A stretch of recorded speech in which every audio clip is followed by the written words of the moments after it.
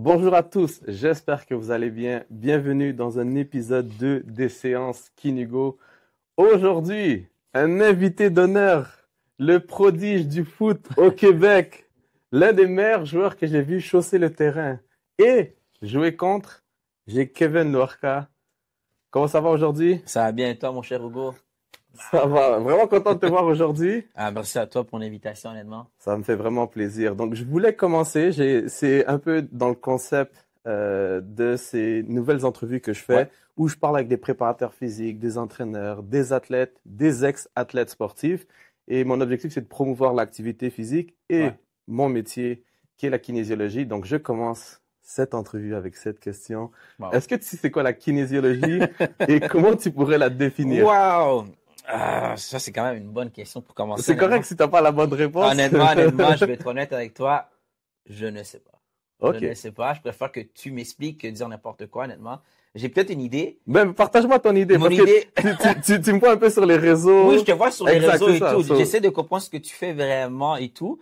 Mais à la fin, je suis comme, est-ce que c'est plus un entraîneur spécifique? Est-ce que c'est OK? un entraîneur qui fait un peu plus, qui va chercher des petits détails par rapport à l'athlète? Tu sais, t'as des physios, t'as ci et tout, t'as des entraîneurs de coach qui font des entraînements un peu plus spécifiques et tout.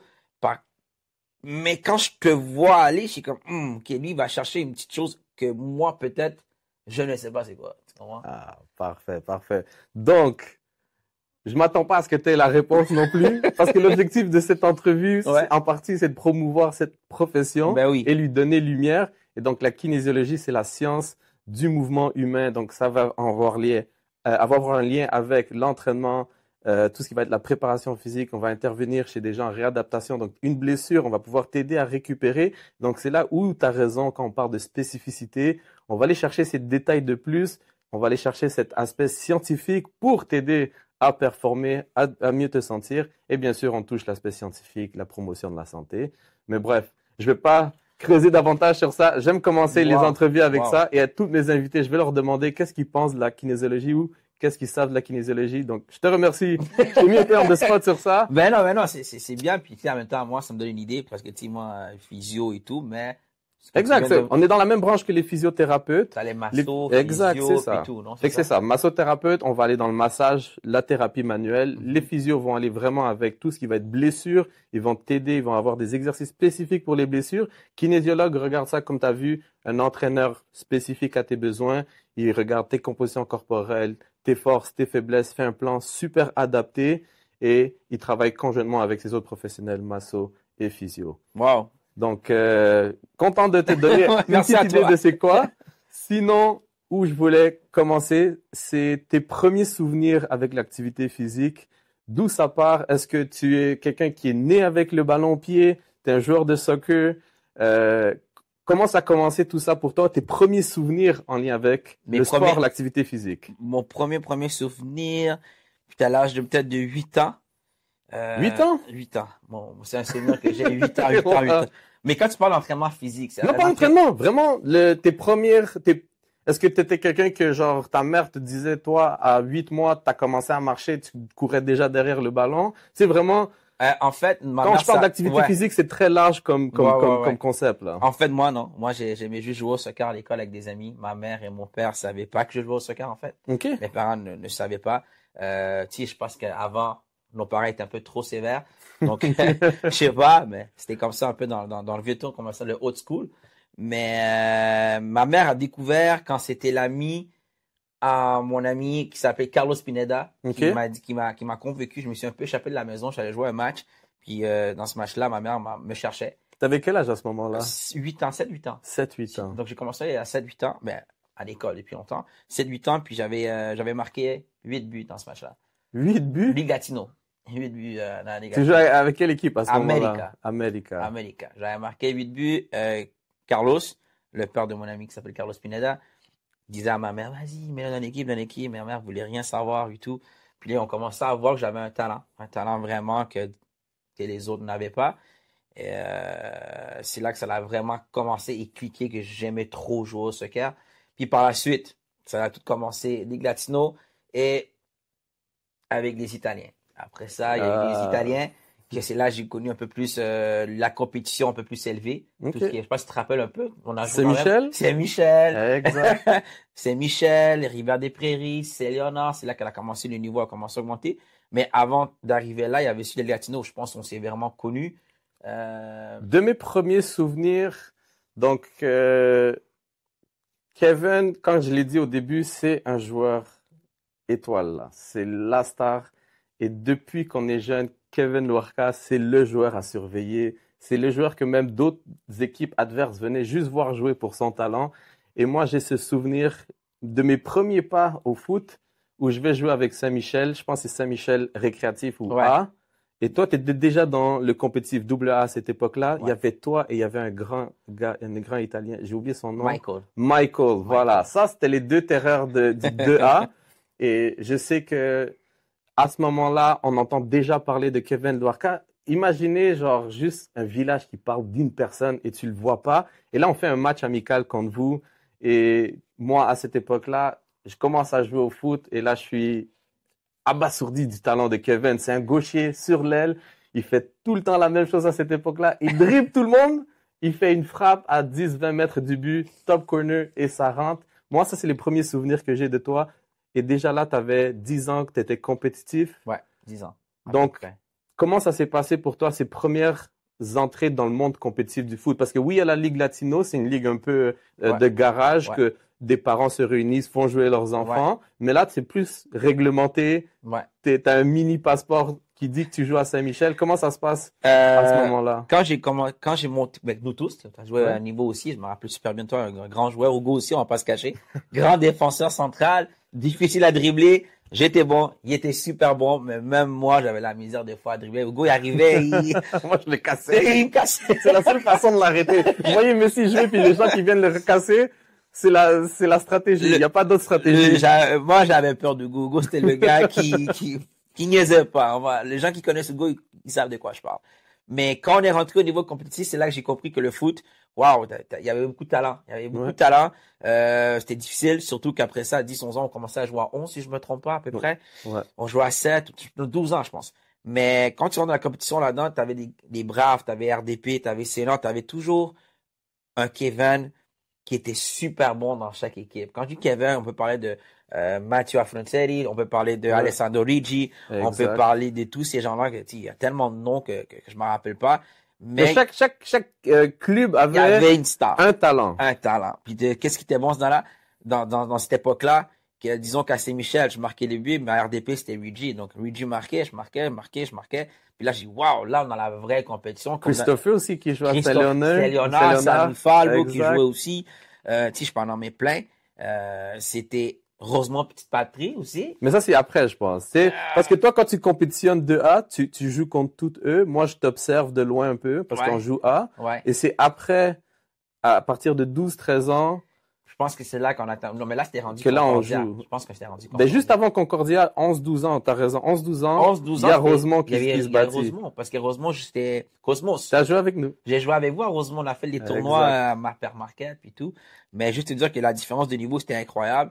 Les hors-jeux, le talent, dans ce temps-là, j'utilisais beaucoup ma vitesse dans les terrains à 11.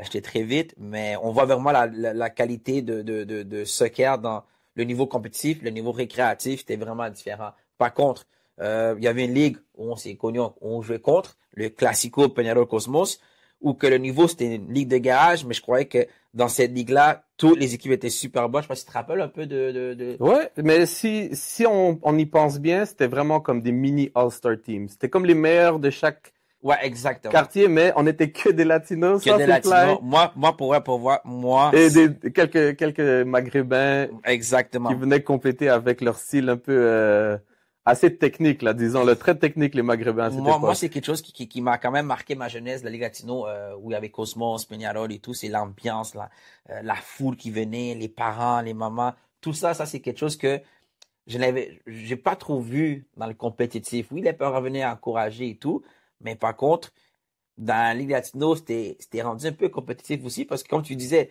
les gars de All-Star, ben, tout le monde avait fait une équipe All-Star comme Cosmos avait des All-Star que je pour Rosemont, nous, Saint-Michel, on a ramené tout. Mais c'est vraiment ce souvenir de jeunesse qui était comme, waouh. Fait que ça marque un peu ta jeunesse, cette introduction au foot, mais en même temps, le mix de culture, parce qu'on est des Latinos, Ouais, on a cette festivité ouais, et on le transmet aussi qu'on forme cette ligue latino ouais. qui existe. Et il y a des pupusas à la Ah! fin du match. Les poupoussas, Il y a les oui. parents qui chantent, qui font du bruit à chaque but. Il y a des célébrations. Ouais, Grandissant dans toute cette atmosphère, ouais. comment toi, tu te voyais dans le futur? Est-ce que voir ça, ça te met en tête, ah, j'ai envie de jouer pro dans le futur, j'ai envie d'être dans des stades? Parce que on dirait que ça, c'est les premiers instances où, quand Ouais, tu marques un but, puis la foule crie, puis là, t'es comme, c'est fou, t'as envie d'enlever ton chandail, t'as envie de ouais, célébrer comme 100%. les joueurs pro. Est-ce que déjà là, dans ta tête, ça trotte l'idée que un jour, j'ai envie de devenir pro, un jour, j'ai envie de faire ce sport mon métier? Oui. Oui, je te réponds honnêtement oui. À l'âge de 11 12 ans, je dis, OK, moi, je veux être pro, je veux jouer dans les grands stades, je veux que cette foule-là crie mon nom, crie Kevin. C'est sûr que quand t'es jeune, tu veux vivre de ça. Tu vois, tu t'écoutes des petites vidéos sur YouTube et tout, tu vois les stars comme ils se sont produits plus tard. C'est sûr que je voulais être un pro. Après ça, ben, le reste, ça va venir dans l'entrevue si tu as des questions à C'est poser. sûr, c'est sûr. On prépare le Mais terrain. pour comprendre à ta question, oui. Oui, tu te vois déjà jouer Ouais, pro. Et rentrant dans l'activité physique, ouais. autre que le soccer, est-ce que tu fais d'autres choses? Est-ce que t'es quelqu'un qui essaie de jouer au basket? Est-ce que à l'école, comment tu fais du sport ou t'es le gars qui prend son ballon de soccer de la maison, va à l'école avec le ballon de soccer, joue au soccer au midi, à la récré? Comment ça se passe pour toi? T'es un Euh, sportif dédié qu'au soccer ou tu fais un peu de tout? Un peu de tout. Un peu de tout. Je trouve que c'est très important pour un athlète parce que, disons, quand tu joues au basket, c'est sûr que tu vas aller toucher d'autres, je- comment je peux dire ça, Skills, d'autres d'autres techniques? choses que tu fais pas au foot, au soccer, tu comprends? Ok, Kozom, tu joues avec les petits. Moi, j'ai vraiment touché à tout quand j'étais jeune. Ça m'aidait beaucoup à comme déconnecter un peu du soccer. C'est sûr que j'aimais ça jouer au soccer. Tu finis l'entraînement, tu finis le match, mais le soir, j'allais jouer au parc avec des amis et tout au soccer, juste soccer. Mais en étant à l'école, aller jouer un petit basket, volleyball. J'aimais trop jouer au volleyball. Puis, malheureusement, j'étais trop compétiteur. Le côté compétiteur, personne ne peut me l'enlever. Donc, n'importe quel sport que ce soit, basket, hockey, Kozom, volleyball, je voulais toujours gagner. Je voulais toujours gagner, puis on voyait ce côté sportif, ce côté athlète. Je pense que tout le monde, même toi tu l'as, qu'on a ce côté gagnant. Oh, on veut pas perdre. On veut pas On veut pas perdre. on n'aime Et pas. on n'assume pas la défaite si on Non! perd. Et est-ce qu'il y a des moments que tu dis, faut que je m'entraîne physiquement? Est-ce qu'il y a des moments où tu essaies de faire des push-ups, des abdos? Oui, Oui? oui, 100%. Fait que tu as déjà une compréhension que Ouais, physiquement, il y a un truc à travailler? oui, 100%. Comment ça se passe pour toi? Comment je pourrais dire ça? C'est sûr que à un jeune âge, il fallait que dans ma tête, c'était ma mère, mon coach, qui m'amenait au parc, qui me pratiquait des coups francs, faisait des passes avec le ballon pour techniquement dribbler un joueur, faire de la finition, aller courir 10 tours au terrain. Ça, c'était mes entraînements, disons, à part que je jouais au soccer, puis à part des entraînements avec le club que j'avais. Donc, puis après ça, ben, j'allais courir le soir et tout. Donc, j'étais vraiment focus, disant, OK, si je veux être pro, ben, il n'y a pas juste le match de soccer, il n'y a pas juste les matchs de soccer, puis il n'y a pas juste des entraînements avec les clubs. Donc, tu dois aller chercher un peu plus. Donc, c'est ça que là, moi, je voulais me différencier des autres. Donc, avoir cette confiance-là. Puis, je dis, OK, ce gars-là, il est vraiment plus bon que moi. Ce joueur est vraiment plus bon que moi. Pourquoi moi, je peux pas être meilleur que lui? C'est quoi cette différence-là? Pourquoi il est plus vite que moi? Pourquoi il marque plus de buts que moi? Tu comprends ce que je veux dire? Ouais. Donc, ces petits côtés-là, c'est sûr, c'est très important. Donc, à jeune âge, je vais pas te mentir, je m'entraînais énormément. Je le prenais Et vraiment au sérieux. d'où vient cette maturité à ce jeune âge de se dire, parce que le soccer, c'est probablement le sport le plus pratiqué dans le monde. Ouais, Mais j'imagine peu de jeunes à 11, 12 ans se dire, je dois faire ce travail extra. On entend souvent ce discours de, ah non, j'ai déjà joué, j'ai déjà fait mes pratiques, j'ai pas ouais, envie de faire. Toi, d'où vient cette maturité de te dire, pas seulement je fais mes matchs, performer, je ouais, dois être bon dans mes entraînements, mais en ouais, plus, je dois faire un travail extra que personne t'a demandé nécessairement de faire. exactement. D'où ça venait, ça? Je dirais plus la passion que j'avais. Une grande passion. Je dirais plus de l'amour que tu as au soccer. Je lui dis, OK, moi, je vais devenir pro, comme tu as dit tantôt, la question que tu m'as posée. À jeune âge, à 11 12 ans, je m'aurais déjà comme, waouh, pro. Donc, je me suis dit, OK, si je continue à travailler fort comme ça, à faire mes petits travail extra à la maison avec ma mère, puis tout, ben, je me dis, OK, peut-être dans 4 5 ans, je vais être pro. À 15 16 ans, tu sais, aujourd'hui, il y a des jeunes qui C'est possible, exact. 15 16 ans, ils ont signé pro. Donc, je me dis, OK, je continue focus. Le mot discipline, un peu plus, tu comprends? La discipline, c'est très important. Euh, voilà. Et juste pour revenir, on va les appeler les années d'or du foot. OK? Parce que ça, c'est ma génération. Moi, j'aime bien ça. Partage-moi ton meilleur souvenir. C'est un but que tu as marqué dans un tournoi, c'est recevoir une lettre que tu as acceptée aux équipes du Québec. Ouais. C'est quoi le meilleur souvenir que tu as autour de 12-13 ans? Est-ce que c'est un tournoi que tu as gagné avec Cosmos Rosemont, ma team, ou, tu sais, Le plus. je te fais choisir quelque chose. Il y en a plein. Il y a plein de moments Wow. quand on est jeune, mais si il y en a un qui te vient, qui Quel t'a âge? marqué, On parle de quel âge? disons avant 13 ans. Parce Avant- qu'après ça, il y a ouais, les équipes du Québec, ouais, CNHP. exactement, Donc, exactement. parle-moi À l'âge de vraiment 13 ans, de, ça peut être à la Ligue Latino, quelque chose qui t'a ouais, marqué. marqué, jouer avec Cosmos puis aller à un tournoi à Granby.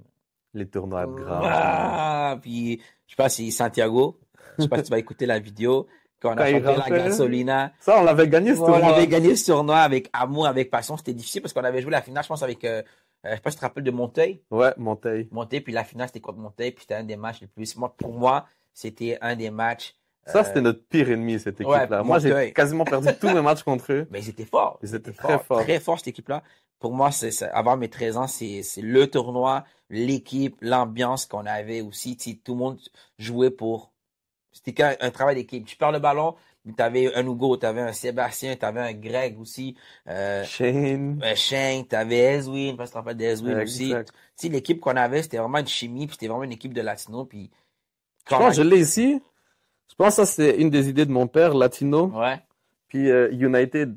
Oh. C'est un vrai throwback. Puis je pense que je peux partager ce souvenir avec toi, comme quoi mon frère qui nous coachait à cette époque-là nous avait vraiment inculpé cette chimie d'équipe. Ouais. Du genre, les gars, battez-vous les uns contre les autres, que ça va payer.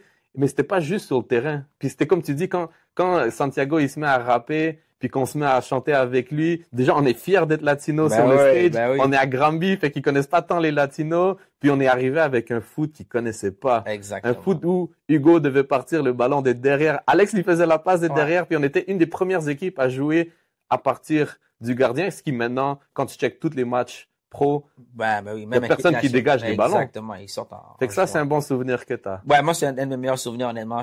Chapeau à Cosmo, puis un shout-out à Bani aussi.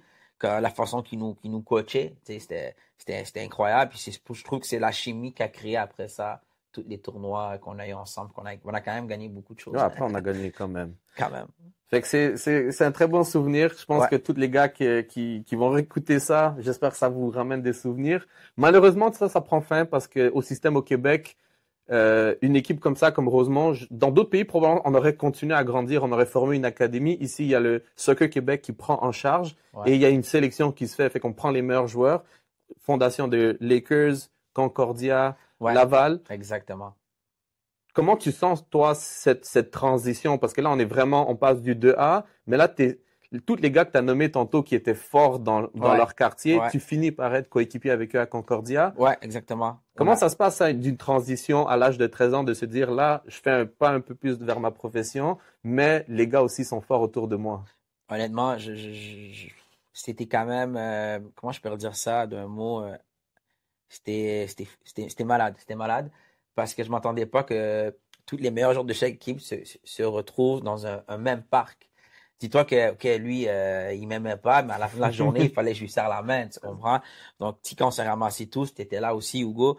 T'avais à peu près 8 gars de Rosemont, t'avais 8 gars de RDP qui jouait. 8 gars de Saint-Léonard, puis tout. Puis quand on s'est tous ramassés dans le même cercle, j'ai fait waouh! T'avais peut-être, je pense, c'était quoi? T'avais des camps de sélection. Des camps de sélection d'à peu près, je pense. Au centre Claude Robière au début, ça a commencé. On était quoi? 40 joueurs, je pense? Parce qu'il y avait 2 jours. Ouais, une bonne quarantaine de joueurs. C'était deux équipes de 11 qui jouaient. Après, tu avais 2 équipes de 11 qui jouaient. Donc, on parle de quoi? 40 joueurs, même? Ouais, une quarantaine de joueurs facilement. 40 joueurs, puis qu'après ça, ils éliminaient 5. Donc, pour moi, je sais pas pour toi, pour moi, j'étais comme, waouh, là, je viens de franchir une autre étape de ma vie. Que là, je suis avec des meilleurs, puis je dois être meilleur qu'eux. Donc, c'est là que ça a été comme où j'ai cliqué, puis que, comme je t'ai dit tantôt, les travails extra, c'est qui m'a comme beaucoup démarqué des autres, et que j'allais chercher beaucoup de respect aussi de mes camarades dans l'équipe. Mais c'est sûr que ça n'a pas été facile. Moi, j'étais un ailier. J'avais peut-être 8 ailiers sur le même poste. C'est un poste quand même Quand même, tu comprends? contingenté, là, comme Si ils après disent. ça, les goûts des coachs, moi j'étais un dribbleur qui aimait ça provoquer. Après, t'avais le gars qui jouait simple, qui aimait juste centrer, mais tu sais, qui aimait ça descendre, défendre et tout. Moi, j'étais un peu plus, ok, je suis attaqué, mais la défense, c'était pas trop mon point fort. Donc c'est là comment tu peux te démarquer des autres. Puis c'est là que moi, j'ai trouvé ça un peu difficile. Puis après ça, on va parler d'équipe de Québec, tu sais, toutes ces affaires-là, mais c'est Mais là. allons-y avec les équipes du Québec parce que c'est conjoint avec les Ouais, Concordia parce que t'es sélectionné d'une sélection, on t'amène vers les équipes du Québec. Faut qu'on ouais, choisit les 23, 24 meilleurs joueurs du Québec pour jouer. ouais, Mais après, tu retournes à ton club. ouais. Est-ce que pour toi, tu sens vraiment une grande distance par rapport à comment le coaching est fait? Parce que moi, perso, arrivé aux équipes du Québec, le talent est là. Ouais.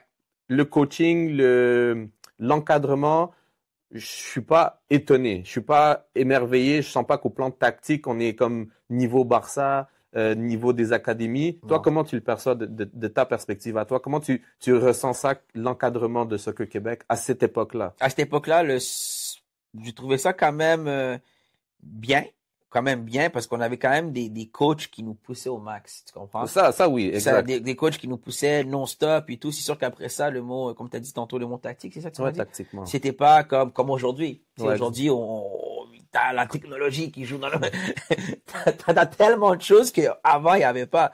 Donc, je trouve que ça fait une différence en 2025. On parle de peut-être quoi, 2011, 2012? ouais, quasiment. Même Ouais. plus, ouais, 2010, 2011. Maison. Donc, c'est juste ça la seule, mais ce qui changeait la différence, c'est que peut-être qu'on n'était pas fort tactiquement. Par contre, les coachs venaient changer cette différence pour nous donner la capacité aller chercher.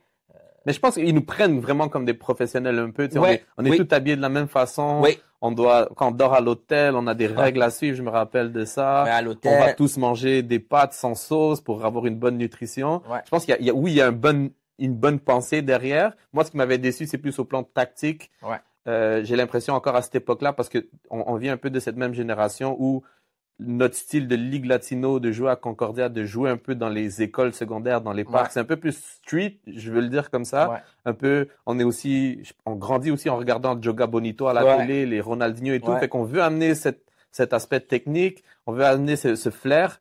Et ils sélectionnent aussi quand même des joueurs physiques, grands, forts, qui courent rapide. Très Et ça fort. correspond pas à notre style. Un peu comme tu disais, toi, t'aimes dribbler, t'aimes faire certaines choses, Ouais. mais défendre, c'est pas ton truc. Mais en même temps, si t'as le ballon, t'as pas besoin de défendre. Ouais, exactement. So, moi, c'est un peu ça qui m'avait mis un peu, m'avait un peu déçu dans un certain Ouais, sens. Après ça, comme tu dis, je pense que l'encadrement est bon, les coachs nous poussent. ouais. On doit représenter le Québec. Je pense qu'il y a une petite fierté quand tu Ben vois le oui, championnat ben oui. canadien. On te dit, 100%. tu sais, t'arrives avec le drapeau du Québec, puis là, tu vois les anglophones d'Ontario. Là, il y a Ouais. une rivalité qui se C'est forme. sûr, c'est sûr, c'est sûr. Et à ce moment-là, est-ce que tu rencontres déjà des difficultés? Est-ce que déjà là, on te présente des barrières par rapport à devenir, comme tu te vois devenir pro, mais est-ce qu'il y a déjà des choses que tu dis, ça va être difficile? Non, Non. non, pas encore, pas encore. Je trouvais ça facile. C'est sûr que équipe du Québec, ça commençait à monter le niveau, comme tu as dit, niveau physique. Puis c'est là que ça a comme vraiment changé. Jouer contre, disons, Ontario, aller jouer contre Saskatchewan et tout, c'est deux provinces différentes, genre. Mais quand même, ça court beaucoup. Ça court beaucoup. Puis c'est là que j'ai compris, waouh, si ça court déjà ici, j'imagine pas plus haut, là. Tu comprends? Donc c'est là que le côté drift, simplicité, mais aller chercher le physique. C'était surtout au Québec, je trouve que le physique, ça vient jouer au foot un peu plus qu'en Europe aussi la même chose, mais c'était très physique. C'est là que j'ai eu un peu plus de difficulté, honnêtement. Sinon, techniquement et tout, j'étais bien, mais côté physique, je trouvais Ok. ça un peu Parce difficile. que c'est aussi l'âge de la puberté. Ouais, Je pense, on grandit, mais il y a des ouais. gars aussi qui deviennent des 6 pieds 2, 6 pieds Ben 3. oui, ben Il y a oui. des gars qui ont une certaine largeur. Moi, je Les savais pas cuisses qu'il y des gars avait. Ben deviennent oui, moi, forts. moi, je comprenais pas. Je voyais des gars de 13 ans, ils faisaient 2 fois mon corps. Mais juste si tu te rappelles, Jordan, Euh, Jordan, il y avait des troncs d'arbres, puis quand il Ouais, faisait un coup franc, ouais. personne voulait être dans le mur. Non, c'est sûr, on s'en rappelle de John Il y avait Jean 100%. Kensen qui mesurait 7 pieds à cette époque-là, Ben, pendant que nous on était 3 lui a pieds. jamais compris Jean. Il a toujours eu la même grandeur à 12 ans, là. Il a même Mais pas c'est la vrai même que face. à 13, 14 ans, dépendamment de ton âge biologique, Ouais. parce que c'est en lien avec ta puberté, Ouais. tu peux la développer plus vers 15-16 ans. Fait qu'il y a des gars comme Luigi, moi, qu'on n'avait pas grandi, et on était les plus agressifs sur le terrain parce Ben qu'on oui. compense. T'avais pas le choix. Puis, On n'avait pas le choix de tout ça. Là. puis exact, mais tu as aussi des gars comme Jean qui, à 13 ans, sont déjà d'âge de maturité physique. Ouais. Est-ce que toi, quand tu intègres le Centre national de haute performance, Ouais. parce que c'est aux mêmes époques que le Ouais. Québec, Ouais. est-ce qu'à ce moment-là, dans le sport-études, est-ce qu'on vous introduit à la musculation? Ouais. Est-ce que c'est quelque chose? Oui, parle-moi-en. Oui, c'était, on appelle ça le CNH, si je Ouais. mets en quelques mots. C'était vraiment quelque chose que j'ai beaucoup adoré. Quelque chose qui me manque aujourd'hui, c'est des bons souvenirs. C'était des entraînements à la musculation, des entraînements spécifiques, des entraînements seulement avec les attaquants, des entraînements seulement avec les défenseurs. OK. Donc, après ça, les entraîneurs te mettaient avec, disons, moi, j'avais un entraîneur spécifique, moi tout seul, qui me faisait pratiquer ma vitesse. OK, Voilà, fait qu'il y a une individualisation Ouais, de ton entraînement. Exactement, des vélos, tout seul avec un entraîneur, améliorer ma vitesse avec des parachutes, parce que Oui, les parachutes les pour la parachutes. course. Donc ça, c'était mes entraînements extra que j'ai eu au CNHP, puis honnêtement, ça l'a beaucoup aidé dans ce temps-là, parce qu'il fallait que je monte mon niveau. Mon niveau était déjà très bon, mais il y avait une petite différence à aller chercher. Mais c'est là que tu commences à connaître la vie pro. Aller à l'école le matin, l'autobus, on n'avait pas, non, nous, il fallait qu'on se rend perso pendant le métro. T'étais à Georges Vanier à cette époque-là? Non, C'était quelle école? moi, j'étais Syntex. Syntex offrait le CNHP. Syntex. Si je me trompe, non, Syntex offrait pas CNHP. Il fallait se rendre nous-mêmes. OK, fait que tu dis à Syntex, Ouais. mais tu devais te rendre à Laval. À Laval, ouais. À Laval pour le CNHP. Exactement. En bus. Puis ça, c'est vraiment une coche de plus dans ta préparation. Ouais. Et là, tu rentres vraiment mentalement dans l'idée de c'est ça que ça prend pour être pro. Ça Oui, prend des entraîneurs qui, au plan tactique, qui me disent quoi faire sur le terrain, Ouais. fait que des entraînements spécifiques comme attaquant. Ça te prend des entraîneurs physiques qui vont faire des tests physiques avec toi, Ouais. qui vont individualiser ton plan d'entraînement. Comment toi, je sais même pas comment te le présenter. À quel point tu désires être pro à ce moment-là? C'est comme, parce que tu sais, tu fais les sélections Concordia, tu Ouais. fais les sélections Team Québec, Ouais. t'es rendu dans le Centre national de haute performance, t'es Ouais. au top du soccer du Québec. À quel point t'es comme, guys, faut que je commence à jouer avec les pros? C'était sur le champ. Comment je pourrais te dire, comment je pourrais t'expliquer ça? Quand je suis rentré au CNHP, j'ai vu que les portes, ça allait s'ouvrir plus facilement aussi parce que tu avais les entraîneurs Team national qui se présentaient aussi sur place. Okay. Donc, je me dis, OK, puis qu'est-ce qui était bon là-dedans, c'est qu'on s'entraînait à tous les jours. Puis moi, je trouve qu'un athlète qui s'entraîne à tous les jours, ton niveau de soccer, pour n'importe quel athlète, ton niveau va commencer à augmenter. Tu joues avec des gars qui sont super bons. Ton niveau va commencer à changer. Pourquoi? Parce que si tu joues avec un gars qui est bon, donc moi, j'étais déjà bon, toi, t'es déjà bon, mais tu joues contre moi, on joue contre. Mutuellement. On monte en moi, mais si tu continues à être sérieux, moi, je monte plus, tu comprends? Ouais, exact. Donc, c'est là que moi, je dis, OK, c'est ça qu'il me faut pour me rendre pro, je vais le faire. Est-ce que c'est à ce moment-là que tu es invité au FC Metz pour des essais? C'est quand temporellement que ben, c'est ça. Je me rappelle pas exactement c'était quand, mais ça joue dans les années de 14-15 ans. OK. J'ai fait que ce choc culturel, parce que là, t'es dans les mers au Québec. Ouais.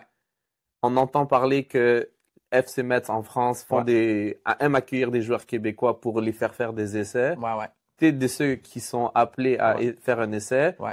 C'est pour ça que je te parle de genre des premiers pas de vouloir être pro. Je voulais faire un pont. Ça n'a peut-être pas fonctionné comme je voulais, mais comment ça se passe, ce choc de culture ou si c'est pas un choc, hein, d'aller en France puis d'aller jouer, là? Ben, c'était quand même malade. J'avais, comme tu sais, moi, c'était comme, OK, tu t'en vas à FC Metz. Je pense qu'il y a certains joueurs qui sont allés aussi. Aller à une culture française et voir le centre de formation en France, c'était incroyable. S'entraîner avec des gars qui jouent déjà peut-être 15 ans en CFA, que là-bas, c'est le niveau comme la réserve ici. Ouais. C'était wow. T'sais, moi, j'ai dormi devant le stade et tout. Je suis comme, wow, c'est ça ils te font dormir devant le stade à chaque soir, chaque nuit. Et tu vis l'académie européenne, là. Ouais, 100%. J'ai vu l'académie européenne pendant peut-être un mois et plus. Et j'ai capoté. J'ai dit, OK, si je suis capable de jouer avec des Français, et ici au Québec, ça va être facile. Quand tu jouais, tu te mesurais à eux, tu disais, je suis du niveau. Pas de mentir, je vais te donner les premières 2-3 semaines, non. Non? Même eux, ils me niaisent. Oh, le Canada, il y a du foot au Canada. Au Québec, ça joue au foot. Les préjugés. On habite dans des igloos, puis ça joue au foot au Québec. Guys, oui, ça joue au soccer au Québec. Soccer? C'est quoi soccer? Le foot. Ah, ok, le foot. Mais oui, les premières 3 semaines, c'était pas facile. Mais après ça, comme je dis toujours, quand tu commences à jouer avec le niveau, c'était rendu tiki-tac. Pour moi, c'était rendu facile. Tu t'es adapté. Adapté. C'est une question d'adaptation. Ben oui. Un style un peu différent qu'ici. Ben oui. Faut que tu observes un peu, voir comment ils jouent, puis après tu rentres avec. Ben si, c'est des gars qui s'entraînent. J'arrive là-bas, ici, comment je pourrais l'expliquer? Là-bas, t'arrives, t'as des gars avec des grosses cuisses musclées. Tu reviens au Québec, t'as des gars simples. Tu comprends ce que je veux dire? Moi, j'arrive là, je me sens intimidé. Là-bas, en France? Ouais, je me sens intimidé en France. Je me sens intimidé parce que tu vois des Congolais français. Je rentre dans le vestiaire, ils ont tous des six-packs, musclés. Je suis comme, wow, qu'est-ce qui se passe? Moi, j'arrive là, je suis un Québécois. Je dis, OK, mais OK, let's go, t'es capable, tu comprends?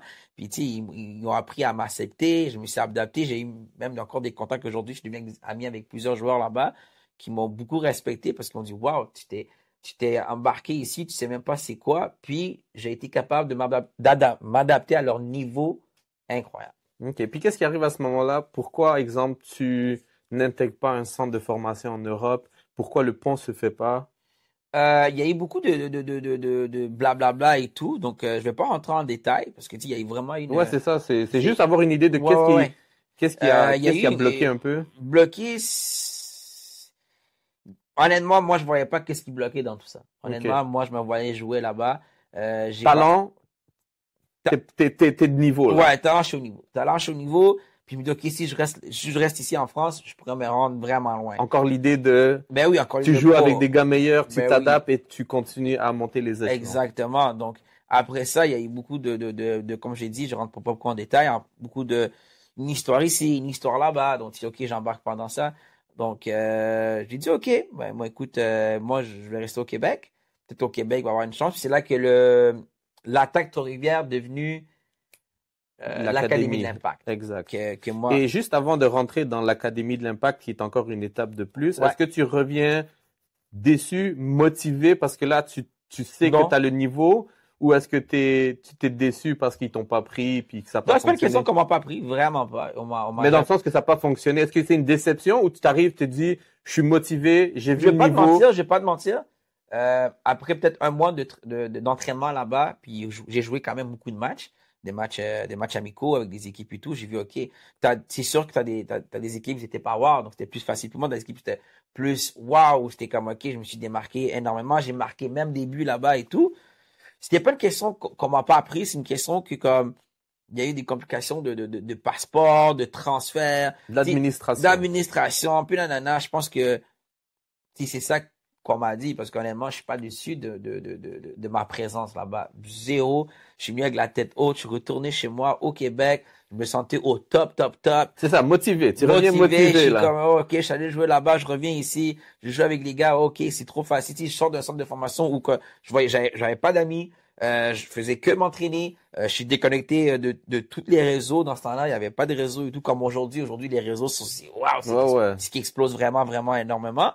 Mais dans le temps, il n'y avait pas ça. Donc, tu es focus à l'entraînement, à bien manger. J'étais concentré. Je suis revenu ici. Je n'étais pas déçu, j'étais encore plus. Gars, c'est rien, je continue.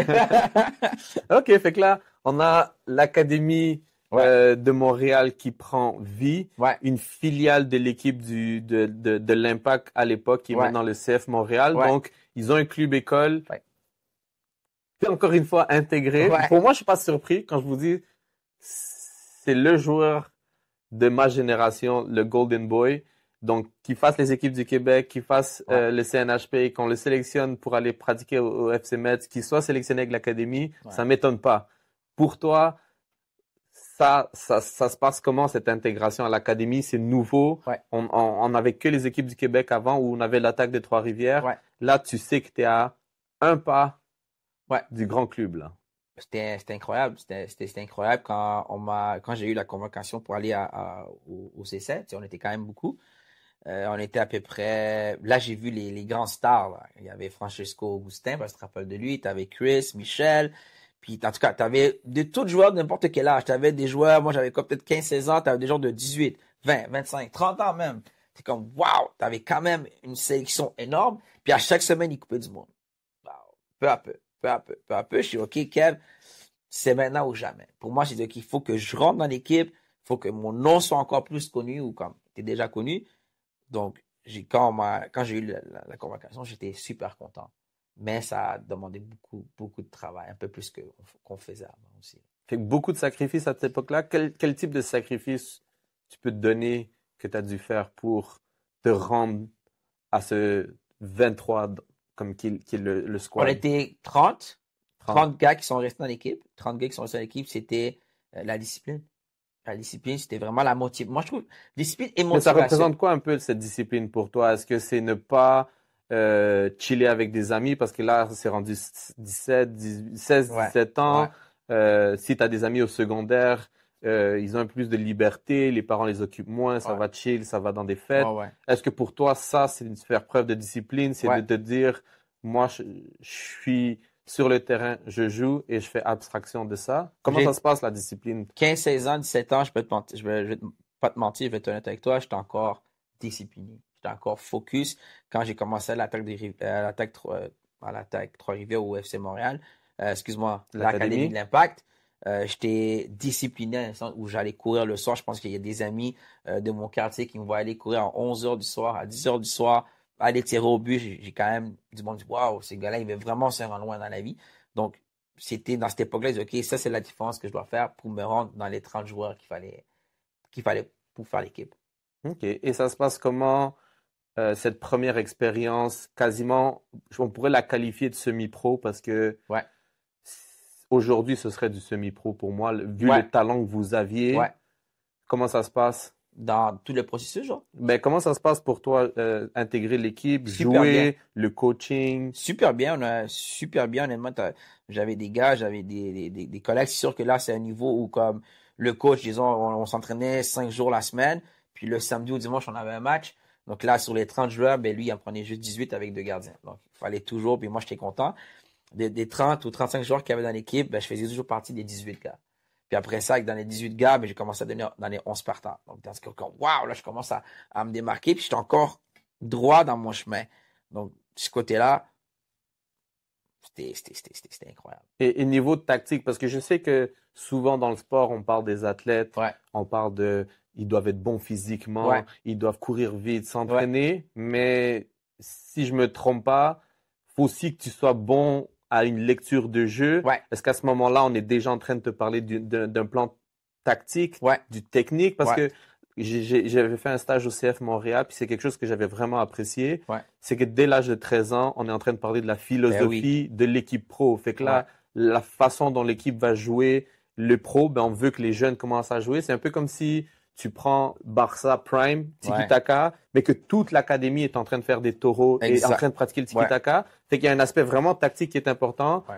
Comment tu le perçois à ce niveau-là, ce plan tactique, puis comment on te l'inculque, comment on te l'applique? C'était vraiment, Est-ce que c'est comme des séances vidéo? Comment ça se passe? on avait des séances vidéo, ça c'est quelque chose, ouais, des séances vidéo, des séances même avant, le coach faisait un petit meeting de 15 minutes, expliquer l'entraînement qu'on allait faire. Je trouvais ça vraiment, au début, difficile, parce que je savais pas que l'ailier pouvait se ramasser au milieu, que l'ailier peut se ramasser à droite, puis que là, si je me ramasse à droite, côté droit, mais l'ailier droit peut aller au côté gauche. Donc, tu sais, il y avait tellement de choses que j'avais pas connu vraiment un peu avant, que quand je me suis ramassé là, j'étais vraiment tactique. La tactique faisait vraiment la différence des équipes. Comment défendre, comment attaquer, comment faire un coup franc. C'est tout ça, quand je suis rentré là, c'était wow. Parce qu'on jouait tous, on défendait en bloc. Bloc, monte, leur jeu, droite, gauche. C'était fou. Si le défenseur monte, mais moi, c'est là que j'ai commencé. OK, moi, je prends ta place. Toi, tu restes en haut. Reste là. Quand le ballon va être, OK, reprends ta place et tout. Donc, C'est une ouverture wow, wow, une ouverture du jeu du jeu. que tu as toujours joué, mais là, tu le vois d'une différente façon. Différentes façons. Différentes façons que peut-être qu'en Concordia, équipe du Québec, on l'a vu souvent aussi. Équipe du Québec, c'était vraiment, on commençait à le voir vraiment énormément. Puis là, boum, dès que l'académie est arrivée, c'était vraiment ça. CNHP aussi, c'était vraiment comme ça Ouais. aussi. On voyait vraiment le côté tactique. Mais c'est là que quand je suis rentré dans l'équipe, c'était vraiment rendu une équipe comme semi-pro. c'est là que tu as vu la différence de tous les joueurs, des joueurs de talent, des joueurs qui se battent pour le ballon. Quand tu perds ton ballon, mais tu récupères ton ballon, tu restes. Ça, c'est quelque chose que j'ai beaucoup aimé et beaucoup appris dans ma vie. Si tu perds ton ballon, reste pas là. Reviens chercher ton ballon.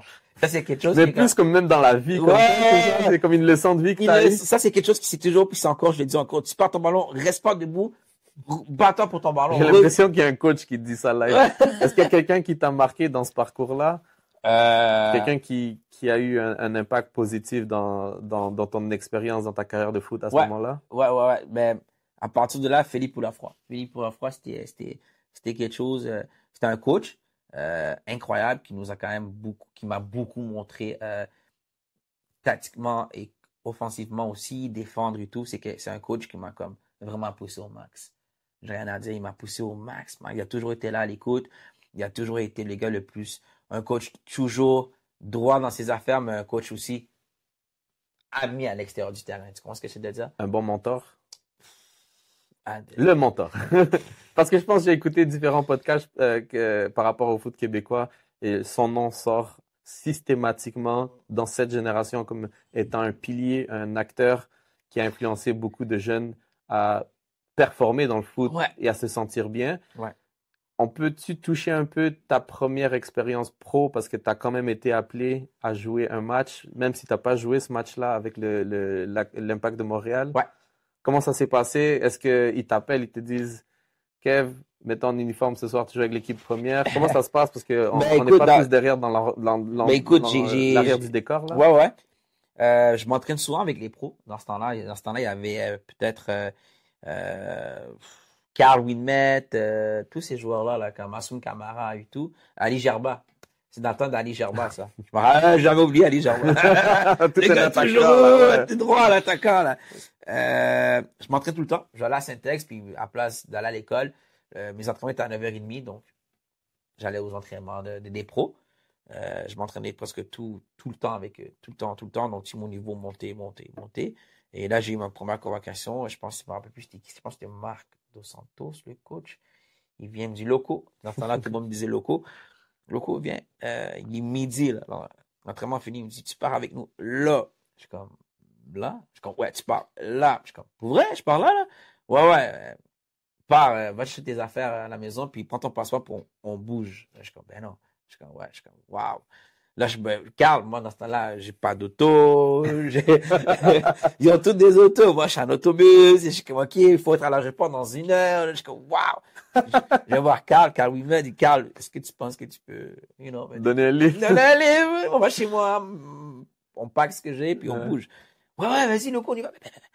Puis là, c'était une expérience, tu sais, je m'attendais pas à jouer, mais je me suis dit, waouh, ça a l'air facile, c'est facile. Dans ce temps-là, j'étais dans mon prime. Parce que tu vois à niveau. Ouais, je vois. Sur le terrain, c'est des gens avec qui tu joues. Ouais.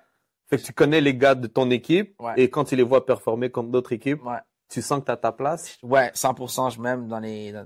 Je dirais, dans les 11, j'étais dans un âge où j'étais vraiment à mon prime. Où je me dis, OK, je suis au top là. Je dois faire la différence. Bon, on va toucher une corde sensible à ce moment-là. Qu'est-ce qui se passe? Qu'est-ce qui a fait que ce sera peut-être la dernière fois que tu es appelé vers l'équipe pro? C'était pas la dernière. Non. Je me suis fait appeler plusieurs fois pour des matchs MLS et tout ces affaires-là. Puis après ça, c'est rentré en MLS. Donc, j'avais beaucoup de matchs en Orlando et tout. Je me fais convoquer et tout. Par contre, à l'âge de 18, tout se passe bien jusqu'à l'âge de 17. Je me fais convoquer à l'équipe nationale aussi. Oui, c'est ça. Tu avais été appelé au U20 pour Team Canada. J'étais convoqué aussi pour C'était quoi ça? Je me rappelle plus. U16, je pense. U15, je me rappelle plus. En tout cas, j'étais convoqué pour le U20, mais j'étais convoqué pour le 18, je pense. Je me rappelle. 1 an ou 2 ans plus vieux que moi. J'étais au centre de l'équipe nationale avait fait ramener les gars de Ontario et tout. J'étais à Bois-de-Boulogne, je me rappelle bien. J'ai joué des matchs incroyables. J'ai marqué et tout. Je me fais convoquer. C'est là que je me rappelle, c'est là que tout est parti, on peut dire, à l'air. J'étais convoqué pour partir avec l'équipe nationale. Je me rappelle très bien. Je suis pas allé. Je suis pas allé pour plein d'affaires. je suis pas allé, puis c'est là que tout est devenu dans l'eau. Il y a une autre histoire aussi entre 16 et 18 ans, les Jeux du Canada. OK. Il y a eu une phase où mon dernier chemin canadien était incroyable. J'ai marqué, puis tout, je me suis démarqué. Pour moi, je pense que c'était un de mes meilleurs championnats canadiens que j'ai joué avec l'équipe du Québec. Puis je me fais convoquer pour les Jeux du Canada, qui était, je pense, l'année d'après pour le U17 ou U18. Et juste pour temporellement bien saisir, Ouais, tu as mentionné que tu vas pas à une sélection où tu es convoqué. ouais. Est-ce que c'est un événement qui suit après? Dans le fond, t'es sélectionné, tu vas pas, tu es resélectionné pour aller au jeu Ouais, canadien. ouais. C'est après ou c'est avant? Ça, juste pour temporellement Euh, bien comprendre. Jeux du Québec, c'était qui? C'était Wilfried, le coach. Wilfried Nancy. OK? Puis... Gros coach, by the Ben way. oui, ben oui, vous pouvez gros coach Wilfried, quelqu'un aussi qui était très bon, qui était un bon mentor aussi pour moi, un bon coach. De 16 à 17, c'était les Jeux du Canada où je suis pas allé. OK? Puis entre les Jeux du Canada, il y a eu la convocation de l'équipe nationale U17, que je suis pas allé non plus. J'ai fait des séances, mais je suis pas présenté non plus. Puis que c'est là que j'ai commencé à avoir des vagues de discipline, que tout a commencé à changer. Mais là, il y avait l'Académie de l'Impact aussi, où comme j'ai commencé à... Et comment ça se passe quand tu me parles de manque de discipline? Est-ce que c'est toi qui perds le désir d'arriver pro parce que tu sens que tu es à ton prime? Ouais. Qu'est-ce qui fait en sorte que cette discipline commence à faire défaillance? Est-ce qu'il y a quelqu'un qui te réprimande, qui te dit, hey, wake up, Kevin, si tu continues comme ça, on te coupe et ça finit là? Parce que t'es plus non plus au niveau amateur où Ouais, on a le temps ouais. de Mhm. te coacher. T'es à la porte du monde professionnel, tu Ouais, es chez les pros. ouais, C'est comme au travail, tu arrives 5-6 fois en retard, t'es viré. Est-ce que ça se exactement. passe comme ça? Comment? Ouais, c'est passé comme ça un peu. Ouais, Ouais? j'arrivais en retard, je me présentais pas aux entraînements. J'arrivais des fois, tu sais, comme je t'ai dit, j'étais à mon prime, donc j'ai commencé un peu à avoir la tête haute, tu comprends? L'ego qui, L'ego, ouais. Donc, qui gonfle? mais par contre aussi, il y avait un peu, comment je pourrais dire ça, la rue qui m'a comme à cet âge-là, dans le temps, c'est ça qui m'a comme un peu, je dirais peut-être 50% qui m'a pas fait réussir un peu parce que je sais pas, je voulais trop représenter mon quartier, je voulais trop faire le cool, le bad boy dans ce cas-là, comme on dit. Puis je suis rentré dans une phase où j'aimais trop me battre aussi. Je sais pas d'où c'est sorti tout ça. Ça l'a juste cliqué des doigts en 2 secondes. Puis Est-ce que quelque part en toi, tellement c'est proche le monde pro, t'as un ouais, peu peur que tu y es? Tu sais, comme des fois, on est tellement proche d'un objectif ouais. que ça devient un peu irréaliste, surréaliste, cette situation. Puis, Non, c'était pas ça. C'est parce que moi, je me voyais pro quand l'Impact est monté à MLS. C'était Mario Biello dans ce temps-là et tout. Moi, je me voyais dans cette équipe-là. Je me voyais dans l'équipe. J'ai juste pas eu l'opportunité. Tu sais, dans ce temps-là, on est payé. Tu sais, on se fait donner des souliers. On a un petit montant qu'on se fait payer. Tu sais, on est quand même bien, là, à un jeune âge. Au ouais. Québec, surtout dans le temps, l'inflation, c'était rien, là. Aujourd'hui, avec ce qu'ils nous donnaient, peut-être c'était le double, mais honnêtement, j'ai jamais eu. Oui, j'ai eu énormément de chance. Tu sais, j'étais déjà comme un pro. Je vivais la vie d'un pro. Après ça, j'ai pas eu cette chance-là qu'aujourd'hui, je pense que beaucoup de jeunes ont la chance de. Tu sais, t'as maintenant la CPL, t'as des semi-pros, ce que nous, on n'avait Différents pas. débouchés E- autres que juste le CF. Exactement. Donc, moi, nous, dans le temps, je pense que tu sais, c'était juste l'Impact de Ouais, il y Montréal. Il y avait avait que la pointe de la l'Impact. pyramide était claire. T'es pas à l'Impact de Montréal, ben écoute, tu sais, maintenant, t'as beaucoup de joueurs qui quittent le Québec, maintenant, le Ouais. Mais Canada t'as qui. l'universitaire américain qui est beaucoup plus développé. T'as Exactement. le USL, MLS Next, t'as CPL au Québec.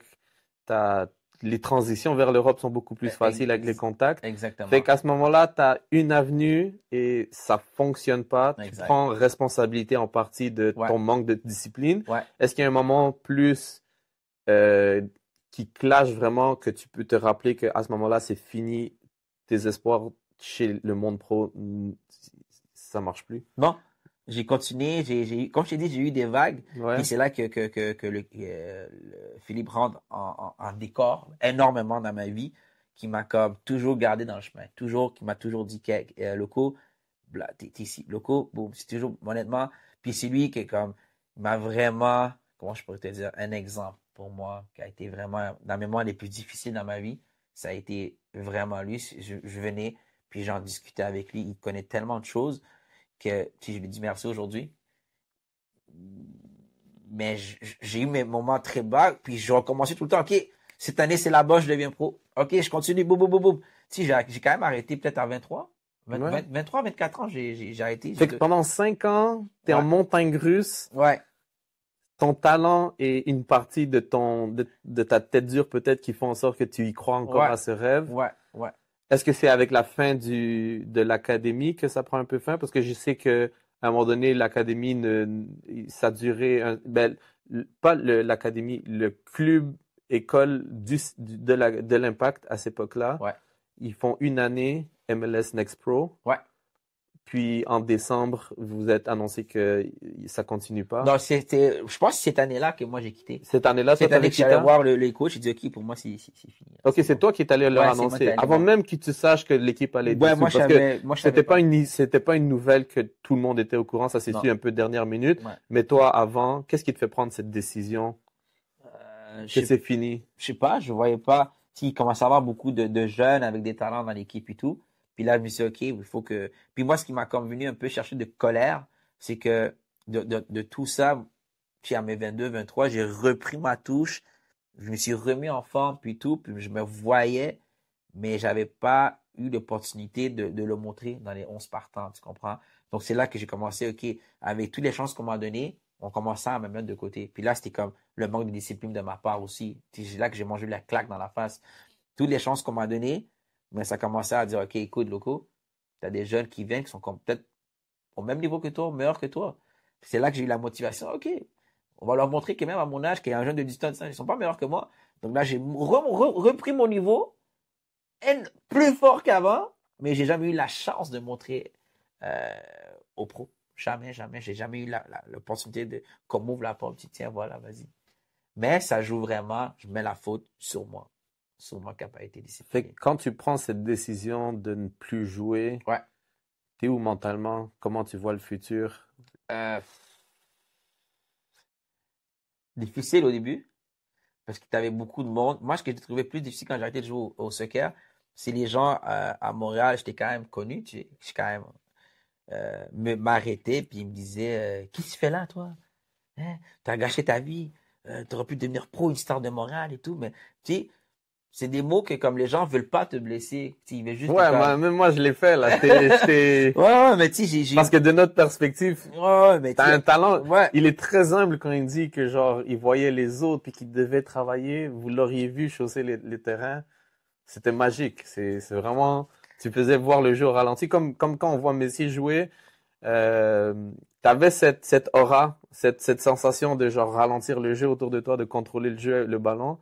Fait que je peux comprendre quand les gens t'encensent, mais c'est sûr que toi qui vois l'envers de la médaille, qui n'a jamais vu fruit à cet effort, ça doit c'était difficile. Ben oui, 100% difficile. Des fois, je disais pas, mais je m'en allais pleurer dans un coin, tout seul, respirer. Puis c'est là que j'ai dit, wow, merci pour les mots, mais au fond, ça vient blesser quelqu'un parce que tu sais que dans tout ça, c'est quand même ta faute, c'est quand même ma faute d'avoir gâché cet avenir de moi, tu comprends, de la vie professionnelle. Donc, pour moi, c'est comme, oui, les gens veulent être cool, veulent socialiser, mais je trouve que c'est quand même des petites phrases que, yo, OK, Kev, c'est quoi la prochaine étape pour toi? Moi, j'avais pas la prochaine étape, j'ai juste quitté, puis that's it. Tu comprends? Puis même à ça, entre mes 18 et 22, j'étais encore dans une phase où que la rue est venue beaucoup mélanger ma vie professionnelle côté discipline de soccer, tu comprends? Puis, c'est ça. Comment on sort résilient de cette situation? Parce que t'avais 23 ans et bien sûr, t'en as plus aujourd'hui. T'es un homme différent, accompli, avec une femme, des enfants. Comment ça s'est passé, cette transition? Comment t'as été sorti de cette, un peu de cette bulle qui a éclaté?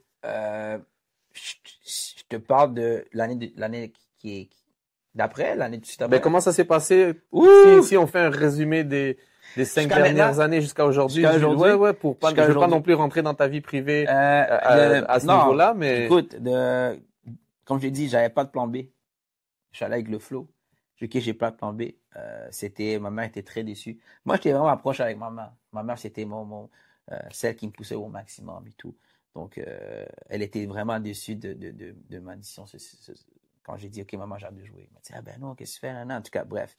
il faut comprendre aussi que, comme on avait dit, il y avait de l'impact ou c'était rien après, parce que Oui, mais tu sais, de ce côté-là aussi, puis aujourd'hui, je rentre comme vraiment en détail, parce que tu sais, il y a beaucoup de monde qui dit, ouais, mais Loco, ouais, mais Kevin. Non, tu sais, tout le monde dit, oh, le genou, non, c'était vraiment, quelque chose aussi que je regrette beaucoup aujourd'hui, c'est que j'ai beaucoup donné pour ma famille. Puis je trouve que si j'aurais pas peut-être pas donné, si j'avais pas trop donné, tu sais, dans ce temps-là, nous tous, les latinos, on est comme, la famille passe avant tout. Puis il y a eu des phases dans ma vie où j'étais au niveau où que la famille m'ont pas beaucoup aidé de ce côté-là. Tu comprends ce que je veux dire? Puis je pense que si la famille aurait été vraiment un peu plus là, je pense qu'aujourd'hui, on a tous besoin de ça. Je pense que le niveau, je serais un pro aussi, tu comprends? Puis la transition qu'il y a eu, c'est devenu pire après. Parce que moi, quand je te dis, j'ai quitté l'académie pour, je sais pas où aller. Je savais pas quoi faire, donc je me suis ramassé dans un X travail, sans permis de conduire, sans diplôme secondaire 5, sans rien. Je dis, ouais, qu'est-ce que je fais maintenant? Je sais pas. Donc c'est là que j'ai eu la phase où, quand je quitte l'académie, mes parents se séparent. Je tombe dans l'eau, j'étais pas un buveur d'alcool, mais je tombe dans l'alcool. Je tombe dans l'alcool directement, puis là, tout tombe dans l'eau. Je suis comme, waouh, qu'est-ce qui se passe? Kevin, qu'est-ce qui se passe dans ta vie, là? T'as pas de diplôme, t'as pas été professionnel, il y a rien qui mange dans ta vie, tu tombes dans le trou, un trou noir, là. quand tout va mal, tout va mal. Toute une année où mes parents se séparent, moi je comprends plus rien, je suis dans un trou noir. Un trou noir. La violence rentre, des problèmes avec la police, des problèmes XY. Puis je suis comme, wow, Kev, qu'est-ce qui se passe? Puis encore, les gens me disaient avec leurs phrases qui venaient m'énerver, ouais, oui, qu'est-ce qui se passe?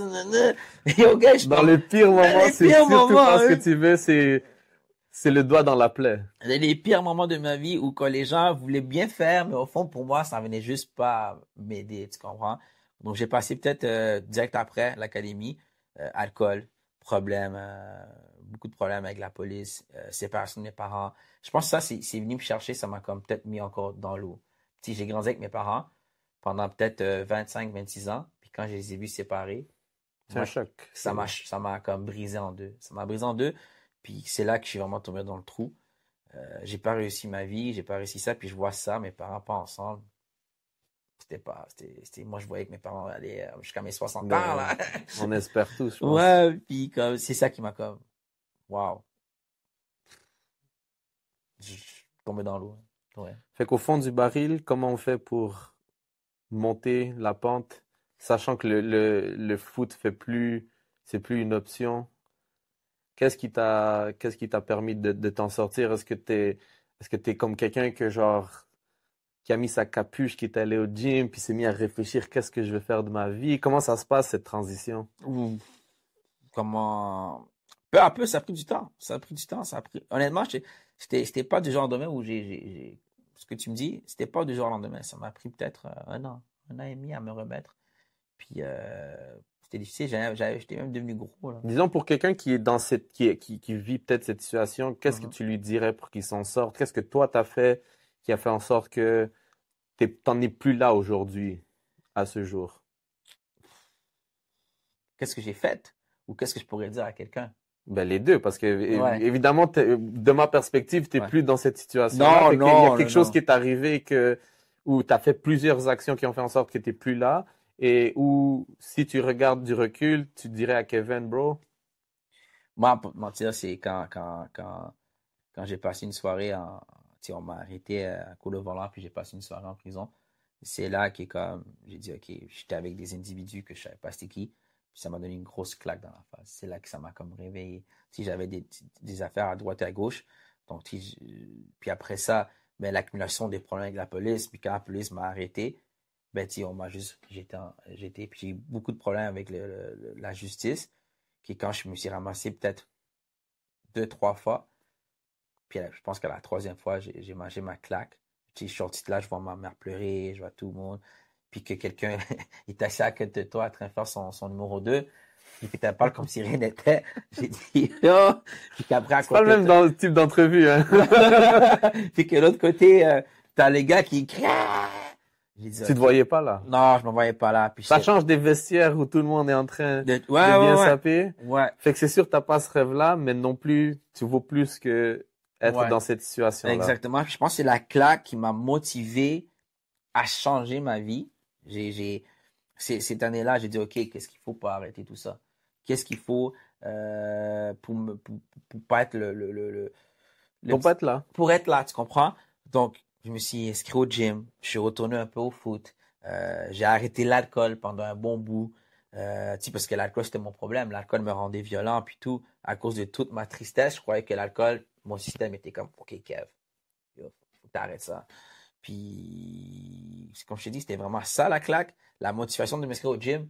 J'ai dit, OK, maintenant, Kev, ça suffit, change. Est-ce qu'il y a une étincelle un peu en toi tu sais, quand tu dis que tu faisais l'extra travail, quand personne, tu sais, ce que je veux dire, c'est, il y avait les matchs, les entraînements, toi, tu allais faire un travail extra, tu allais courir tout seul durant la nuit. Est-ce qu'il y a ce moment où tu te dis, cette autodiscipline que tu te réimposes en Ouais, toi-même à ce moment-là? ouais.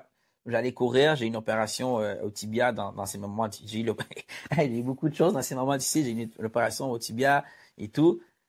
Puis j'ai dit, OK, ça suffit. Kev, t'as plus 20 ans, t'as plus 18 ans, j'ai peut-être 26, 27 ans. J'ai dit, OK, c'est le moment de. J'ai quand même perdu des amis. J'ai dit que mes parents sont séparés et tout. Tu sais, il y avait un cercle d'amis où on s'est tous séparés parce que moi, j'étais rendu dans une phase dans la vie où que j'étais pas sortable, tu comprends? Puis là, j'ai dit, OK, ça suffit. Je commençais à aller courir. Je commençais à écouter des podcasts, lire des livres. Je suis même allé à l'église plusieurs fois, pas te mentir, qui m'a beaucoup aidé aussi à changer cette vie de malade que j'ai eue pendant 2 ans. C'est donner tu sais, je lisais la Bible, puis je trouve que ça m'a quand même, on parle pas de religion là, mais C'est correct, tu parles de ce que tu veux. pour moi, c'est quelque chose qui m'a beaucoup changé, la réflexion de la vie, qui m'a beaucoup aidé. Fait que je suis très content que tu sois sorti de cette phase-là. Avec du recul, qu'est-ce que tu dirais au jeune Kevin qui ambitionne à devenir pro? Quel conseil tu lui aurais donné? Parce que je suis pas mal sûr que si un jeune qui écoute cette vidéo, Ouais, un jeune qui aspire à devenir pro, ouais, qui aujourd'hui est mieux outillé, ouais. il doit à un moment donné faire face à une certaine réalité, que ça se peut que ça fonctionne pas. Qu'est-ce que toi tu lui donnerais comme conseil, d'une part, pour qu'il puisse réussir, et d'une part, s'il réussit pas, qu'est-ce qu'il peut faire? Fait que, allons-y avec la première partie. Qu'est-ce que tu dirais au jeune Kevin en toi pour qu'il réussisse, pour qu'il puisse s'accomplir? Focus sur toi. Mets-toi dans une bulle, mets-toi dans un cercle où personne ne va te déranger.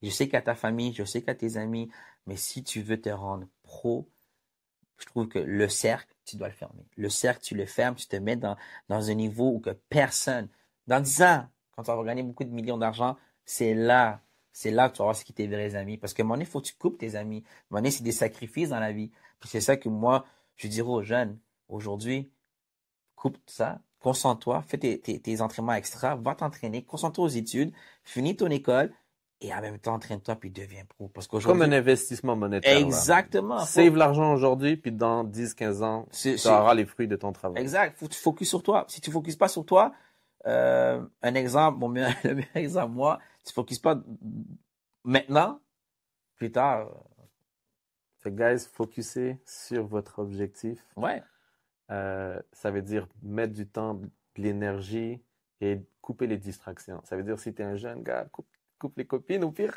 Les femmes. ouais, Mais c'est ouais. pas vrai, c'est une blague. Mais sinon, le deuxième conseil que tu donnerais à une personne qui voit son rêve s'effondrer devant lui pour pas qu'il sombre nécessairement dans l'alcool, comment tu peux l'aider? Qu'est-ce que tu lui donnerais comme conseil pour qu'il puisse s'en sortir? Kevin, 23 ans, qui dit à l'académie, je ne jouerai plus, voit sa mère pleurer. Qu'est-ce que tu lui dis à lui pour pas qu'il aille de ce côté-là sombre qu'il a eu? Euh, arrête. Comment je pourrais dire ça? Ce que moi j'ai pas eu, je dirais, sois plus fort mentalement. sois plus fort mentalement, puis tombe pas dans ça. Tu as besoin d'aide. Puis moi, je trouve que ce que j'ai pas fait, c'est aller demander de l'aide. J'étais vraiment tout ça, puis je pense qu'aujourd'hui, ça gêne personne d'aller demander de l'aide. Demande de l'aide, focus. au- comment je pourrais te dire ça dans mes propres mots? La motivation. La motivation, c'est très important.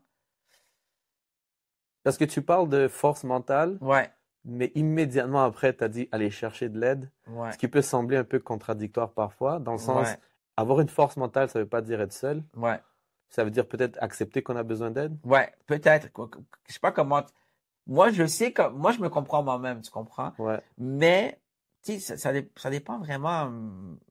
Mais c'est que moi, j'ai pas eu, c'est la motivation de rester discipliné, tu comprends? Donc, de ce côté-là, la force mentale, puis en même temps, de ne pas se cacher, il peut y avoir de l'aide aussi un peu partout, là. Tu comprends ce que je veux dire? Pour quelqu'un qui est en train de tomber. OK. Quelqu'un qui est en train de tomber, je trouve que. Puis, c'est là que je pense que je voulais pas mélanger ce que tu veux dire, la force mentale. Non, mais j'ai décortiqué un peu ce que tu as dit, mais Ouais, c'était plus dans un sens où, oui, il faut être fort mentalement, mais c'est dur quand il y a plein d'événements qui s'y sont arrivés. ouais, Et une force aussi, c'est d'avouer qu'on a des faiblesses 100%. et pas les cacher et pas, parce que l'alcool, c'est une façon d'atténuer Ouais, cette déception. ouais. On cherche à s'évader. Mhm. C'est-à-dire qu'on fait pas face à la déception qu'on a eue. On fait pas, dans le fond, t'as échoué. Si tu regardes dans ce miroir, tu peux te dire, j'ai échoué. Ouais, Kevin, à 23 ans, j'ai échoué, j'ai pas accompli mon rêve. Ce qui est ouais, pas grave, hein, parce que ouais. la vie est, La vie est longue. t'as des enfants aujourd'hui, c'est Ouais, peut-être, ça vaut 1000 fois mieux qu'un contrat pro à ce moment-là. 100%. Mais il faut parfois accepter qu'on n'a pas réussi, puis c'est correct. Tu sais, on ambitionne certaines choses. Moi, en 6e année, ils nous ont fait un exercice. Il fallait écrire sur papier qu'est-ce qu'on allait devenir quand on voulait être grand. Bien sûr, j'ai écrit que je voulais être joueur pro, mais ce qui me cherchait plus, c'est je voulais devenir coach du Barça. Aujourd'hui, jamais tu me verrais un jeune Québécois du Guatemala devenir coach du Barça. Mais C'est t'es pas, déjà porté sur la bonne voie, donc on ne sait jamais, on ouais, sait on jamais, sait pas, on sait mais en jamais, tout on sait cas, jamais. mais je peux me regarder dans mon miroir et dire, Hugo, t'as échoué, t'es pas proche de devenir coach du Barça. Et c'est peut-être difficile de se dire qu'on n'a pas cette valeur à ce moment-là, mais Ouais, ça nous définit pas. Le fait que tu sois pas devenu pro ne définit pas Kevin qui tu es, ouais, parce que exactement. peut-être tu t'es très identifié à, moi je suis Kevin, le joueur pro, je suis Kevin qui devait être pro, Ouais, mais c'est juste une partie de toi, parce ouais, que tu as exactement. plein de traits de toi qui sont appréciés des gens autour de toi. Ouais, Tu es très amical, tu es très fraternel avec ouais, les gens, tu as une ambiance, tu amènes une énergie. Ça te définit comme ouais, personne. Et le fait exactement. de pas avoir été pro, c'est juste une parcelle. Ouais. Donc, je pense que c'est ça. Force mentale, c'est d'accepter qu'on a des faiblesses parfois. Puis si on regarde un peu maintenant dans le futur, est-ce que tu comptes t'impliquer à nouveau dans le soccer? Est-ce que tu as un désir de vouloir transmettre ton Oui, savoir de oui, joueur talentueux, mais aussi de joueur qui a eu une certaine difficulté? ouais. Comment tu vois un peu tes projets dans l'avenir? Mon rêve, c'est d'ici quelques années ou peut-être l'année prochaine, je le souhaite, je travaille vraiment fort sur le projet. Ça va faire peut-être 2 ans que je travaille fort, c'est lancer mon académie de soccer, OK? puis aller aider ces jeunes-là qui n'ont pas l'opportunité, mais avec tout ce qui se passe au Québec, il y a tellement d'opportunités maintenant. Donc, mais aller aider ces petits jeunes qui sont un peu dans la rue, qui n'ont pas peut-être, je dirais pas ça, mais aller chercher cette motivation, cette discipline, à être quelqu'un qui va dire, Hey guys, t'as un talent, qu'est-ce que tu fais là? Tu comprends? Ça, c'est mon rêve. Puis aller chercher cette fondation-là, puis les aider économiquement, leur donner des souliers, puis être l'exemple pour ces jeunes, mais en étant aussi comment je peux dire, les De la motifs. froid? Exact. Des fois, il faut quelqu'un qui soit un peu comme les coachs étaient un peu avec moi, Ouais. direct. Dis pourquoi tu fais ça? Pourquoi tu penses Leur parler au même au niveau. même niveau qu'eux? Tu penses, peut-être j'ai 30 ans, mais je pourrais parler comme un gars de 15 ans si je veux. Tu comprends? Je veux dire, l'exemple, c'est un exemple que je Oh te ouais, donne. Tu non, non, comprends? mais je suis d'accord. Pas essayer de mettre des fleurs autour de ton Non, discours. Tu vas y non, arriver, lâche pas. non, Non, être non, direct, non. bro. Si tu continues dans ce chemin, je te garantis, ça ira pas bien. Puis Exactement. être franc. Être franc. Être franc, être franc, je trouve qu'aujourd'hui, les gens ont Mais besoin. avec un support que tu aurais peut-être, que tu as eu aussi de la foi et tu aurais aimé avoir, comme tu as dit, de ta famille peut-être qui t'aurait poussé dans une certaine Ouais, direction. Être 100%. cette personne-là Ouais. qui a manqué un peu. Ouais, ouais, être peut-être comment je peux dire ça, leur famille. Leur famille, parce que, tu sais, je vois beaucoup quand même, tu sais, aujourd'hui, il y a quand même beaucoup de gens qui sont talentueux dans la rue, mais tu sais, les jeux de la rue et tout, tu vois beaucoup ces jeunes-là qu'à un moment donné, ils se perdent, puis je veux les ramener, ils disent, hey, reviens ici, qu'est-ce que tu fais là? Tu comprends? Pourquoi tu vas dans ce chemin-là? Viens vers là. Viens dans mon académie. On te paye ici, c'est ça. Puis écoute, je t'envoie, peu importe, il y a des contacts un peu partout maintenant dans le foot, tu comprends? Puis ça, c'est ma motivation. C'est sûr qu'aujourd'hui, j'ai mes affaires à droite à gauche. Je suis un gars qui a beaucoup de projets dans la vie, qui avance comme ça. Puis grâce à ma femme, tout est en train de se faire. C'est elle qui est toujours en train de me dire, toutes les choses que je lui dis, elle me regarde et me dit, écoute, c'est bon, je te supporte. Puis je lui dis merci beaucoup à elle, parce qu'elle croit en moi, puis comme tout se passe bien pour le moment de tous mes projets en vue. Puis ça, c'est un projet que je le souhaite, puis que j'aimerais que peut-être il y a du monde qui embarque aussi dans le projet avec moi. Je le lance un peu dans ton. Ben oui, je te lance un peu dans. Si jamais vous avez le désir à la bonne place, vous avez les finances pour supporter un projet de la sorte, parce que c'est sûr que s'il veut payer des uniformes, des souliers, ça va prendre du financement. Si vous êtes quelqu'un qui a vécu une histoire similaire, peut-être dans un autre sport ou au soccer, et que vous voulez partager votre expertise auprès de Kevin, contactez-le. Je pense qu'il va apprécier et il va pouvoir filtrer qui va pouvoir l'aider dans ce projet-là. Est-ce que ce projet a déjà un nom? Est-ce que tu as déjà des réseaux qu'on peut partager? Ou non, pas encore. C'est un processus. J'ai plein de petites notes et tout, donc j'ai pas encore lancé. J'ai déjà lancé l'idée à certaines personnes, comme je l'ai lancé ça aujourd'hui. Mais c'est un projet que très bientôt, peut-être l'été prochain, très bientôt, devrait prendre l'ampleur, prendre de vie. Mais tu sais, je vais pas lancer n'importe quoi, donc ça prend un peu de temps. Donc bien sûr. J'essaie de me former. Qu'est-ce qui marche pas? Tu sais, c'est comme lancer une aventure qui va vraiment me donner cette chance d'aider les autres. Qu'est-ce que j'ai pas eu, honnêtement, quand je t'ai... Excellent. Fait que vous savez, guys, vous pouvez contacter Kevin directement. Je vais mettre sa page Instagram. Vous allez pouvoir le contacter directement si c'est un projet qui vous intéresse. Dès que j'ai des nouvelles par rapport à son projet, ça va me faire plaisir d'en parler. Est-ce que tu aurais un mot de la fin, quelque chose que tu veux partager? Merci à toi. Merci à toi de m'avoir invité ce soir, honnêtement. Une belle entrevue, je m'attendais pas à tout ça. Mais honnêtement, je pense qu'aujourd'hui, Montréal, pour tous ceux qui m'ont posé la question pourquoi j'ai jamais réussi. C'est un scoop que tu me donnes dans mon entrevue. Je suis honoré. Que j'ai jamais. Merci à toi, parce qu'honnêtement, je pense que aujourd'hui, je pense que tout le monde va savoir pourquoi. Kevin s'est blessé. Non, je pense qu'aujourd'hui, le monde, grâce à toi, ils vont savoir pourquoi Kevin n'a pas été pro pour X, Y raison. Donc, juste dire aux jeunes joueurs sportifs aussi qui sont aujourd'hui que vous avez de jamais lâcher, que vous êtes vraiment bien entourés aujourd'hui, continuez la bonne discipline, on reste focus sur nous-mêmes, sur soi-même, puis qu'il faut en profiter des opportunités qu'on a aujourd'hui parce que il y a peut-être 10 ans, je pense que tu sais, les réseaux. On aurait aimé avoir toutes ces chances-là, je pense. On aurait aimé avoir tous ces débouchés. On pleure aujourd'hui. Cette visibilité. Wow! Ces différents trucs. T'as raison. Maintenant, aujourd'hui, je prends Hugo. Hugo joue, par exemple, à Outremont. Il marque de but, mais il va être sur TikTok, il va être sur Facebook, il va être sur Instagram, il va être sur partout. Ouais. C'est que je trouve qu'aujourd'hui, c'est génial parce que ça aide beaucoup les jeunes à monter vite le niveau de soccer, tu comprends? Puis ce que nous... Mais on a des preuves aussi que concrètement, il y a des joueurs comme Moïse Bombito, des joueurs comme Ismaël Koné, qui sont le fruit de cette visibilité et de dire que Montréal a sa place dans la map du foot. Et il y a le Supra de Montréal qui va prendre naissance l'année prochaine. Les jeunes, il y a de la place, il y a de l'espoir, mais s'il y a une leçon à tenir d'ici, c'est que faut pas lâcher, faut continuer. Ouais. Il va y avoir des tentations de la rue, de certaines difficultés. Ne laissez pas ça vous empêcher de poursuivre vos rêves et d'y trouver votre place. Sur ce, like, comment, subscribe si c'est pas déjà fait. On like, et guys. Merci pour ce deuxième épisode. Merci pour ta présence, Kevin. Merci à toi, Hugo. Je suis très content de t'avoir eu et bonne soirée. That's it. Good. Hey, je suis en train de perdre